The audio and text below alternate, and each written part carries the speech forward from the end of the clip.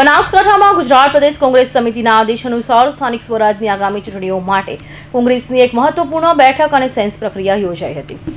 આ કાર્યક્રમમાં બનાસકાંઠાના સાંસદ ગેનીબેન ઠાકોર, જિલ્લા પ્રમુખ ગુલાબસિંહ રાજપૂત અને વડગામના ધારાસભ્ય જિગ્નેશ મેવાણી ખાસ ઉપસ્થિત રહ્યા હતા।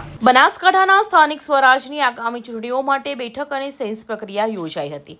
આ બેઠકનો મુખ્ય હેતુ નગરપાલિકાના, તાલુકા પંચાયત અને જિલ્લા પંચાયતની આગામી ચૂંટણીઓ માટે સક્ષમ ઉમેદવારોની પસંદગી કરવાનો હતો।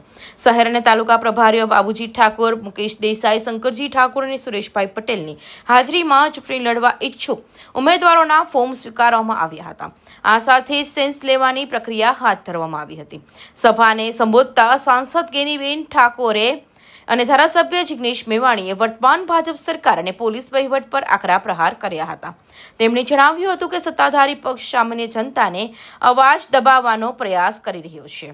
નેતાઓનો વિશ્વાસ વ્યક્ત કર્યો કે આગામી સમયમાં બનાસકાંઠા સહિત વાવથરા જિલ્લા પંચાયત પર કોંગ્રેસ વિજય મેળવશે। જિલ્લા પંચાયતમાં લડવા ઈચ્છુક ઉમેદવારો અને તાલુકા પંચાયતમાં ચૂંટણી લડતા ઈચ્છુક ઉમેદવારો આ વખત ભારતીય રાષ્ટ્રીય કોંગ્રેસ એક વાત એવી નક્કી કરી બનાસકાંઠા જિલ્લા અને પાલનપુર તાલુકામાં કે ઉમેદવાર જોડેથી એક બાંયધરી લેખ લખવામાં આવશે।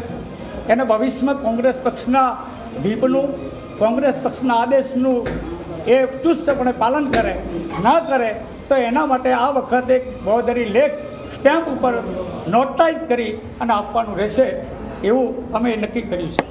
આ કાર્યક્રમમાં ડીસા વિધાનસભાના હેઠળ વિવિધ મોરચાના હોદ્દેદાર, એસસી, એસટી, ઓબીસી અને લઘુમતી પાંખોનો સભ્યો, યુથ કોંગ્રેસ, એનએસયુઆઈ અને મહિલા કોંગ્રેસના કાર્યકરો મોટી સંખ્યામાં ઉપસ્થિત રહ્યા હતા।